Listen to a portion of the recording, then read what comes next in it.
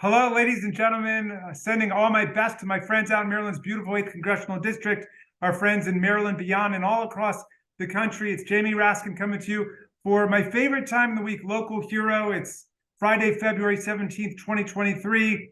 We're getting to salute a really extraordinary local hero, my friend, Reverend Timothy Warner, who is proud to have served for the last 9 years as senior pastor of the Emory Grove United Methodist Church in Gaithersburg, Maryland, where he's also co-founder of the Racial Justice Coalition. He was called to the gospel ministry while serving as a deacon in Mount Calvary Baptist Church in Rockville in 1996, licensed to preach in 98, and ordained to pastoral ministry after he got his Master of Divinity degree at Wesley Theological Seminary in 2003. He was trained as a bacterial geneticist and enjoyed a productive career in pharmaceutical research and development, where he held various scientific and executive leadership positions for over 18 years before committing to full-time ministry. So he's got this extraordinary background, and he has most recently founded the Heritage Emory Grove Community Development Corporation, which is leading in a partnership to redevelop the historic Emory Grove community and restore a sense of authentic local place and vibrancy to that area. So for everything you do, you are ubiquitous in our community, Reverend Warner. You are both a scientist and a theologian. You're a man of science. You're a man of faith. You cover a lot of ground, and we want to thank you for bringing people so much hope in so many ways. Well, thank you so much for having me. It is perplexing to me about how a local hero can interview someone that you call a local hero, but we'll have to figure that out at some point in time. But thank you so much for the honor of having been chosen to do this interview. Well, I've got so much I want to ask you, Reverend Warner, beginning with, first of all, how you experience as both a man of faith and a leader of a community of faith, so much violence that we see in our society. Some of it is mass murders taking place with people showing up with assault weapons in supermarkets and Walmarts and churches and synagogues. Some of it is just people being daily violent and inhumane and abusive towards each other. Some of it's like what we saw with Nancy Pelosi's husband, Paul Pelosi, someone breaking in for deranged political reasons to assault the husband of the Speaker of the House. But how do you deal with that problem, which feels both like a social and political problem, but also like a spiritual and ethical problem? Well, you're right. It is a deeply spiritual problem at its root. And you'll hear this theme over and over again from me. I believe for most things that are ill in the world, community is really the answer. And beloved community is God's answer. And so not many people know this about me, but I was raised in the 60s, literally by a community. I'm born to a single mother, the second child, and I had a very close and large extended family in the community where I was raised. But even beyond them, there wasn't a house where I couldn't sit down at a table and have a meal. There wasn't an adult who didn't feel responsible for me.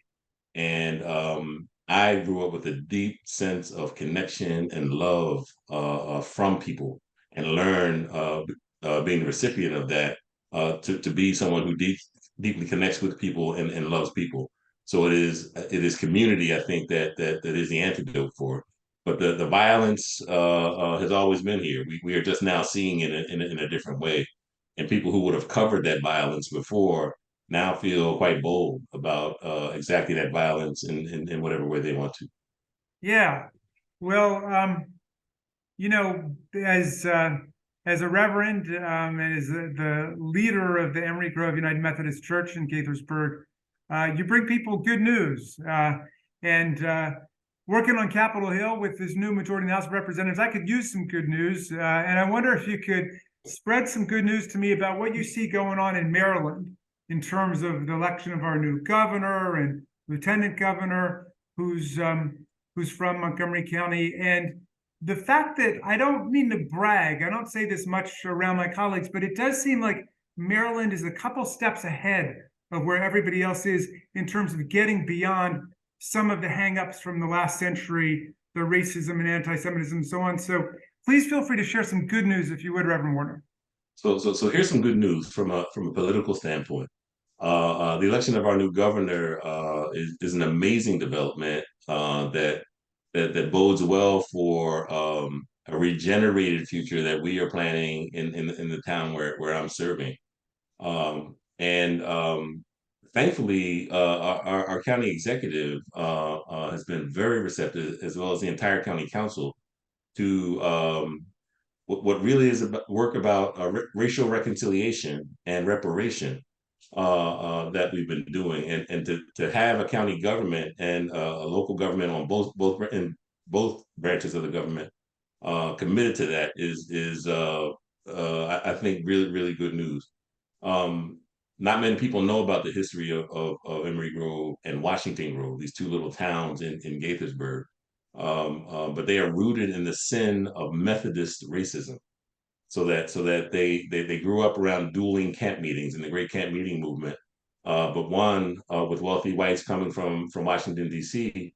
Was very exclusive and white, and the black servants who would bring them to this camp meeting could not stay there to worship with them. They needed to go down the street a mile to Emory Grove, where the largest black camp meeting, a huge symbol of resistance, spiritual resistance in that century, where thousands of African Americans gathered every August to come and to worship and to fellowship and to be together, to live together, to study and to have fun.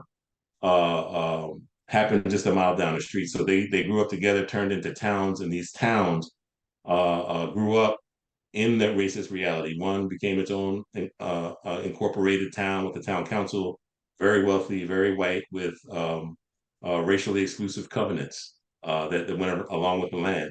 And Emory Grove became a town where Montgomery County, unfortunately, symptomatic of the times, deposited a lot of its poverty after the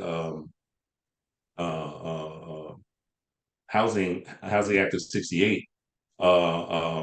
And so we went in as a county in our best decision and bought up a bunch of property, pennies on the dollar, and promised people something that we never delivered. And so we got a bunch of Section 8 housing, and the town where people lived and thrived was no more. And so what we're doing in this county, among ourselves, among communities, redeveloping the housing. But the big work is the gathering of this international community now to live in those places in a way that harkens back to the ethic of the old community, which was more like the town where I grew up in. So I'm really excited about that. For me, that's the big good news. That's amazing. I mean, you're recovering the historical memory, you're recovering the current social and moral commitment, and you're recovering the future along with the past. So that's a pretty extraordinary thing that you're making happen there, with everybody else involved with you. I see so many efforts around the country, especially in Florida with Governor DeSantis, to squelch historical memory, not to deal with the kinds of things you're talking about, either because they don't want to acknowledge them, or more charitably, maybe they just think it's divisive, it'll hurt people. But it's really the reverse, isn't it? Isn't it the recovery of the historical memory that allows people to move past the division? That is precisely the truth. And so with the Racial Justice Coalition that we built just after George Floyd, everyone wanted to do something around racial justice. We've been doing work on the ground to unite these two communities that have been so long separated. And what we are doing will be emblematic of exactly the opposite of what DeSantis is talking about. So when we go back and place African American history locally in the history of this county contextually, and then live in it together, we become a symbol of what is to be. So the way we talk about it here is that we are reweaving intentionally the fabric of this old community in order to weave that into the tapestry of this new community that looks like the United Nations, right? And that's going to be a stronger community because we've done that work. I think America can learn from Montgomery County in that way. Very remarkable, really powerful stuff, that justice and progress and success is built on historical memory, being honest about the past, about what was good, what was evil about it, and being able to move beyond it. Well, my friends, you've just seen a glimpse of the kinds of work that Reverend Timothy Warner is doing for our community. You are our local hero, and you get the last word if you want to say goodbye to all your fans and friends out there, Reverend Warner. No, I just want to say a word of thanks to you for all the continued work that you do. You are recognizing me as a local hero today. I promise you that communities all over our county and all over our nation recognize you as a hero. We saw the stand that you took in the most difficult time of your life, that literally retrieved the character of this country. And even now, in your current challenges, just know that we at Emory Grove and in other places and other communities and religions all over are asking God to bless you. So just know that that's happening. Thank you, Reverend Warner. Thanks to all of you for tuning in, and please go to his email box and tell him how much you love him. Thank you very much, Reverend Warner. God bless you. Thank you so much.